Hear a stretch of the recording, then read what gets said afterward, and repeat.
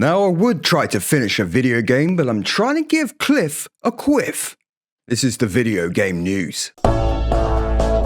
This is the Channel 3 Video Game News with Patty Longlegs.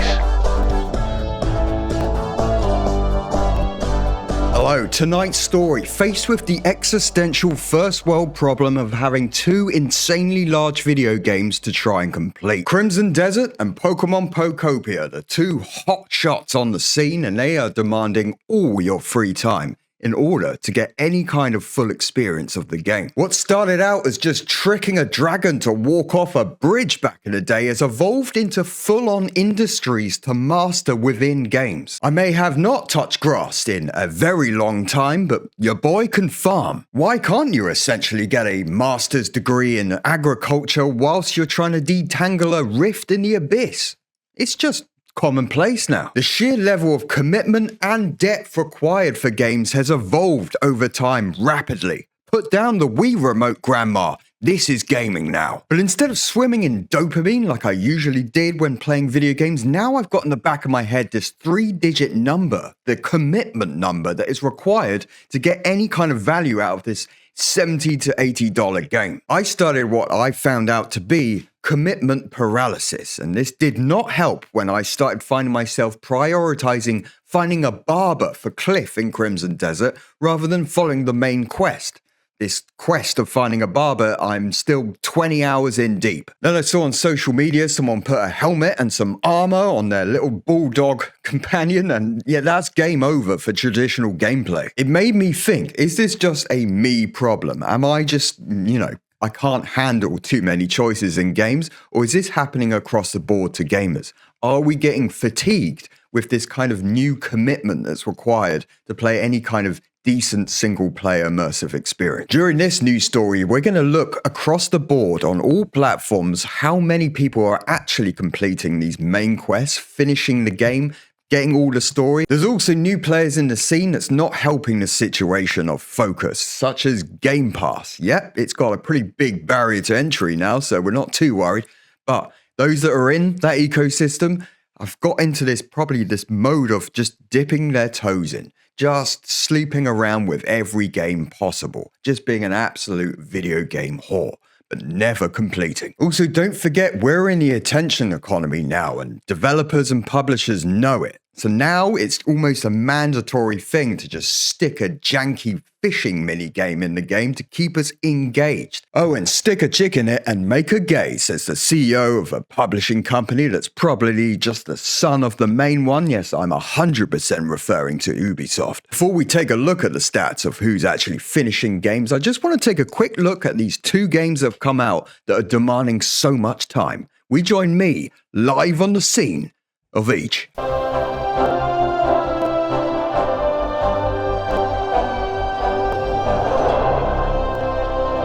Thank you, Paddy. Yes, I'm losing my participation in reality in favor of being a gruff-voiced William Wallace fused with Jon Snow. A man who loves to shine lanterns in people's faces in broad daylight and moves like an inebriated Arthur Morgan with a semi-responsive X button. But when I need a break from this narrative about rescuing drunks and collecting cubes, I find myself in Kanto, made by Mojang. Pokemon Pokopia is the hot new cozy game drug on the scene, and it came at just the right time. We all know that every big cozy game release is coinciding with some kind of world crisis. Today, it's the RAM and everyone loving oil again crisis. And thankfully, Pokopia came at just the same time so we could ignore all these problems and focus on how a blue turtle is confined to living in a bush. Both of these games cater for completely different audiences. One favors combat and finding rare loot and creatures, and the other favors walking around beautiful green hills, taking care of animals. Whatever gets your tail wagging, it doesn't matter. Each require over 100 hours. of commitment to get the full experience. Now personally, although I prefer the experiences like Crimson Desert, I do have a soft spot for these cozy games. As a little news anchor, I slid into an addiction of the OG Animal Crossing on GameCube. Since then, this cozy game addiction has kind of lied dormant in me like a tyrant virus. And yes, you could say I have Raccoon City Syndrome, because as soon as Tom Nook arrives at my doorstep,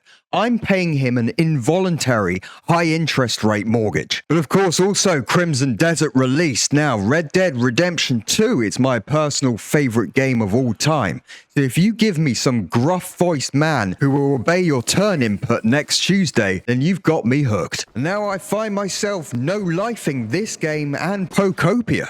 No time for a Factor 5 ready meal sponsorship. We're skipping the main meal to go straight to the Crimson Dessert.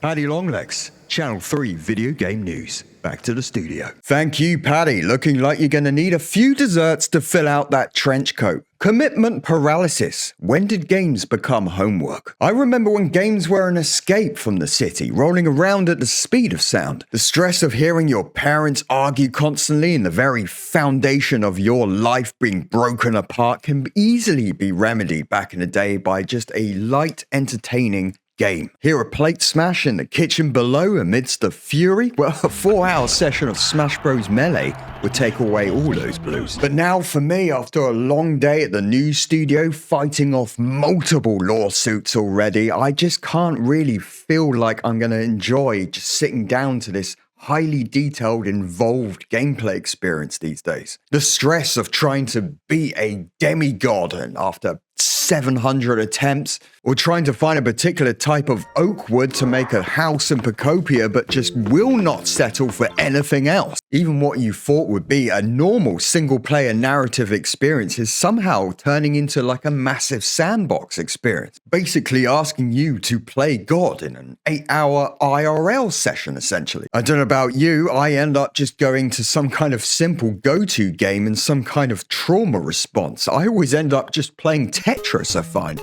Finding I'm playing this game for about 4 hours. It's 4 a.m, I'm burnt out and I'm burning one down. I don't want to log insane hours on Tetris. I want to log hours on these amazing new games, but they seem to just stress me out before I even start playing them. What about you gamers in general? Are you finishing your games? We look at the stats weather. The Stat Report with Paddy. Are gamers across the board getting overwhelmed by the time commitment required by these games? Well, across the platforms of blue, slightly different blue, and green, about only 30% of players are completing games in the modern day. We would have got data from Team Red, but the only thing they like sharing is the manufacturing costs with their loyal customer base. Story completion rate averaged at about 25 to 35% for like long RPGs and narrative-driven single players. And hey, look, maybe you're just built different, huh? Maybe you're the 1 to 7% of sickos that actually 100% these games. If you're one of them, call your son.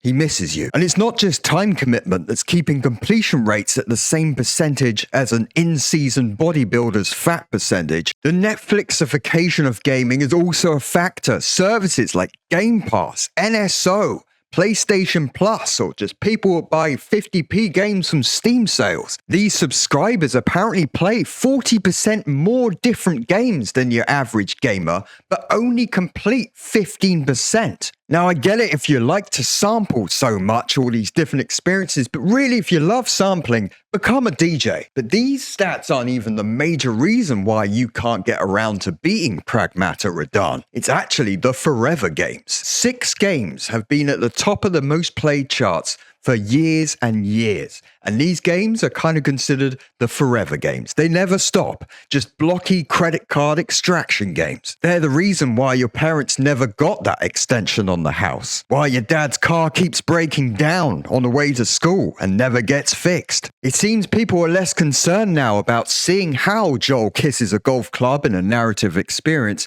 and instead, they just want to play as Sabrina Carpenter in the latest Fortnite sesh with the boys. As a result of these games' dominance, 70 72% of all gameplay time is focused on these games that have been around for more than 6 years. And this is hitting all genres, by the way. I mean, for me, an RPG guy, I have to contend with the fact that if a 90-hour experience is in front of me, I'm going to probably find out if I like this game after about 25% of gameplay time on average. Well, that's about 22 hours before I realize I don't actually like Starfield. Massive open world games like Witcher 3 and Elden Ring have a 24 to 34% completion rate with a 1 to 8% 100% completion rate. Thing is, back in the day, if your friend came up to you and said, I 100%ed Elden Ring, you'd be like, that's rad, man, that's amazing. What did you see? But as an adult these days, you hear that and realize the time commitment involved, and you're concerned for your buddy. There's no longer any glory in the conquest of finishing a game, just some kind of intervention maybe. Linear action games have a better completion rate, as you can imagine, with about 45 to 55% story completion rates with games like Resident Evil, right? 4 to 10% of players actually 100%ing these kind of games. To be fair, it is hard to stop once you start swinging that chainsaw with Leon. Games like indie roguelites with their infinite gameplay loops may seem a little too infinite for some because only 12 to 18% actually finish these indie roguelike stories, with less than 2% completing 100% these experiences. Back to you, Paddy, to try and 100% this new story. Look, time is valuable. We all know this as we continue scrolling on TikTok 5 minutes after we finished on the toilet basin. But I think we're all starting to realize how much our attention spans are being hijacked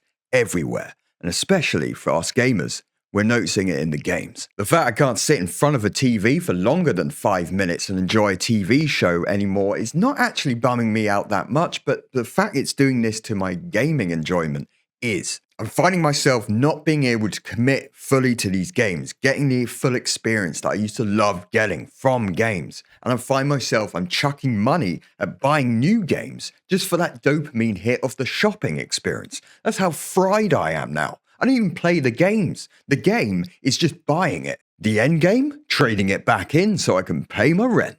And as an RPG fan, personally, it's actually worrying me and how the games are going to be developed in the future. Is publishers going to demand that these are going to be more tighter, shallower experiences just because they know that's the only way to capture the audience, losing all these in-depth RPGs that we've grown to love? We may never get to Baldur's Gate 4, we may only reach the driveway. So from all the team here at Channel 3, next time you get yourself immersed into a game, and fair play, well done for even getting to that stage, spend an extra 10 minutes on it, even if you don't want to. You might be surprised. It will turn into an extra 10 hours. And that's the kind of gaming life balance we're looking for. I'm Paddy Longlegs. Keep gaming.